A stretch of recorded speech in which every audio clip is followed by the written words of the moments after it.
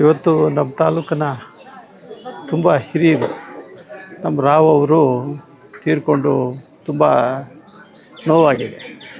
ಯಾಕಂದರೆ ನಿಜವಾಗ್ಲೂ ಕೂಡ ಇವತ್ತು ನಮ್ಮ ತಾಲೂಕಿನಲ್ಲಿ ಮಹಿಳಾ ಸಂಘಗಳನ್ನು ಕಟ್ಟಬೇಕು ಅಂದರೆ ರಾವ್ ಅವರೇ ಮೂಲ ಕಾರಣ.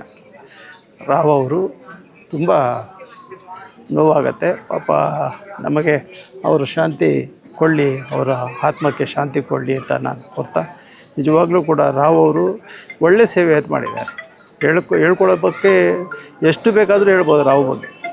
ಇವತ್ತು ಏನಾದರೂ ಒಳ್ಳೆ ಅವರ ಹೇಮು ಇತ್ತು, ಕೆರೆಗಳ ಹೂಳು ತೆಗಿಬೇಕು, ಅವರು ಏನೋ ಒಂದು ಕೆಲಸ ಮಾಡಬೇಕು, ಈ ತಾಲೂಕಿಗೆ ಏನೋ ಒಂದು ಮಾಡಬೇಕು ಅಂಥೇಳಿ ಒಲವಿತ್ತು ಪಾಪ.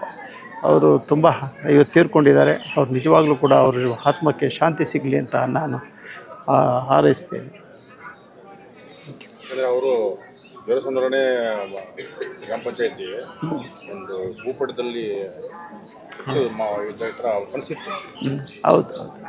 ಇವತ್ತು ದೇವರಾಯ ಸಮುದ್ರ ಪಂಚಾಯತಿ ಅಂತ ಹೇಳಿದ್ರೆ ಅವ್ರಿಗೆ ಎಲ್ಲೋ ಒಂದು ಕಡೆ ಈ ನಮ್ಮ ಕರ್ನಾಟಕದ ಭೂಪಟದಲ್ಲಿ ಒಂದು ಚಿಹ್ನೆಯಾಗಿ ಸಿಂಹಿಸಬೇಕು ಅಂಥೇಳಿ ಭಾವನೆಗಳನ್ನು ಹಮ್ಮಿಕೊಂಡಿದ್ರು ಪಾಪ. ಅವರು ನಿಜವಾಗ್ಲೂ ಕೂಡ ಲಾಸ್ಟ್ ಟೈಮು ಚೇರ್ಮನ್ ಆಗಬೇಕು ಅನ್ನೋ ಆಸೆ ಇತ್ತು. ಅದು ಕಾರಣಾಂತರಗಳಿಂದ ಪಾಪ ಆಗಲಿಲ್ಲ.